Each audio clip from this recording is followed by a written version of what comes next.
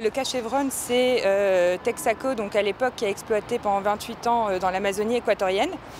Il n'a pas du tout respecté ses engagements, c'est-à-dire qu'il avait les techniques pour préserver le mieux possible, disons, l'environnement, mais il ne les a pas du tout utilisés. Il les utilisait à la même époque aux États-Unis, mais il ne les a pas du tout utilisés en Équateur. Et donc, du coup, il déversait le pétrole à même le sol, les eaux usées dans les rivières.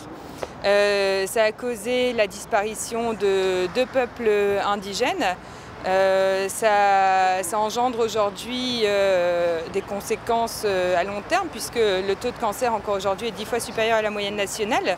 Ça crée des problèmes au niveau social, puisque les gens ont dû se déplacer.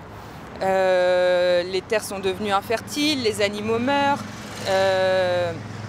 Voilà, donc un schéma assez noir après le passage de Chevron en Amazonie.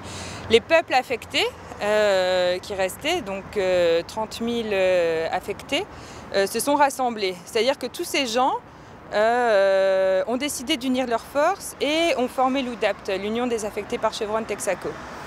Ils ont porté plainte aux États-Unis contre Chevron.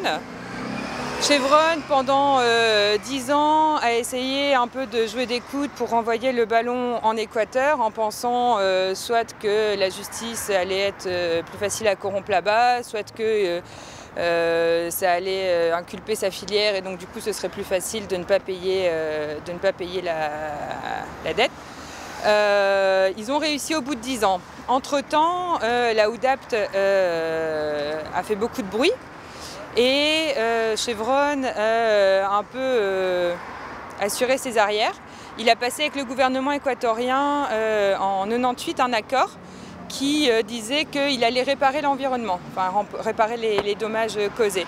Et en contrepartie, le gouvernement équatorien s'engageait à ne jamais porter plainte. Donc Chevron a mis un peu de terre sur le pétrole qui jonchait sur les sols et le gouvernement équatorien a signé ce fameux papier. En 2003, Chevron a gain de cause et le cas passe en Équateur. Pendant 10 ans encore, le cas est traité et puis finalement, la justice rend sa décision finale en 2013. Qui inculpe Chevron à payer 9,5 milliards de dollars. Un petit peu avant de rendre cette sentence, Chevron avait mis en place quelques autres mécanismes. D'une part, il a attaqué le gouvernement équatorien en disant que c'était lui qui était responsable des dommages et il a également attaqué les affectés aux États-Unis en les inculpant de personnes frauduleuses. Voilà. On repère un petit peu, au vu de l'actualité, un schéma commence à un petit peu être familier, on en entend beaucoup parler. Une multinationale qui attaque un gouvernement. Donc une multinationale qui a commis des crimes, qui attaque un gouvernement. Le gouvernement a été déclaré donc coupable et doit aujourd'hui payer 106 millions de dollars à Chevron. Et donc du coup ces 106 millions de dollars représentent une somme qui normalement devrait aller au peuple, devrait aller aux citoyens équatoriens, mais qui risquerait d'être détournée et donc du coup aller renflouer les caisses de la multinationale. En contrepartie, les affectés, eux, ont mené leur cas, donc comme j'ai dit précédemment, ils ont gagné. Mais Chevron avait vidé les caisses en Équateur, il restait 351 $. Et donc du coup, à ce jour, même si la sentence a été rendue en 2013, les affectés n'ont toujours pas pu percevoir leur dû. Donc la lutte de la UDAPT est importante parce que eux, ils réclament en fait la réparation. Donc ils ne réclament pas l'indemnisation. C'est-à-dire que personne de ces 30 000 affectés ne va toucher $1, mais tout va être destiné à réparer l'environnement. C'est un mécanisme qu'eux ont choisi Et d'autre part, c'est une lutte qui est intéressante parce que c'est des gens qui sont partis de rien en fait.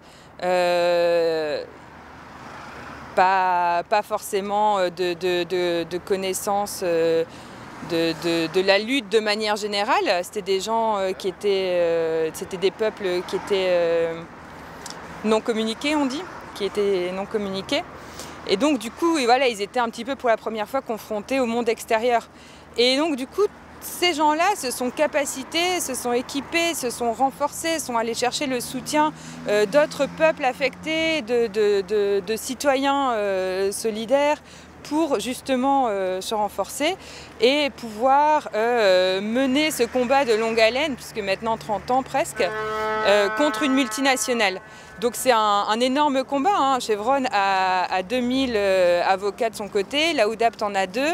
C'est un combat qui semble un petit peu à armes inégales, mais l'UDAPT bénéficie vraiment d'un soutien d'une base, disons, un peu partout dans le monde, qui la rend solide et qui s'assure, je mets des guillemets parce que voilà, mais qui s'assure que quoi qu'il arrive, on ira jusqu'au bout en fait, jusqu'à ce que la multinationale paye ce qu'elle doit pour pouvoir permettre à ce peuple de réparer l'Amazonie pour le peuple, pour la terre et pour la planète. Donc c'est une lutte qui appelle vraiment à d'énormes synergies, à une lutte emblématique contre l'impunité des multinationales. Et je pense qu'on a tous à apprendre de ça quand on se sent un petit peu dépassé par ce qui nous entoure, par ce qu'on peut observer, de voir que ces gens qui, beaucoup même, ne parlaient pas espagnol en fait. Et voilà, ils ont appris les langues, ils se débrouillent avec des bouts de ficelle puisque l'équipe légale n'a pas vraiment les moyens pour mener, disons, de front tous ces combats. Donc ils vont chercher des soutiens là où ils peuvent, même si c'est difficile. Mais voilà, je pense que c'est une lutte qui est assez inspirante et qui nous revigore un petit peu dans cette idée que ben non, on n'est pas des victimes, on n'est pas passif, on a des moyens, on a des outils, on a des frères de lutte. Voilà, mettons tout ça à notre profit pour les peuples, pour la planète et mettons fin à l'impunité des multinationales. Merci. Amen.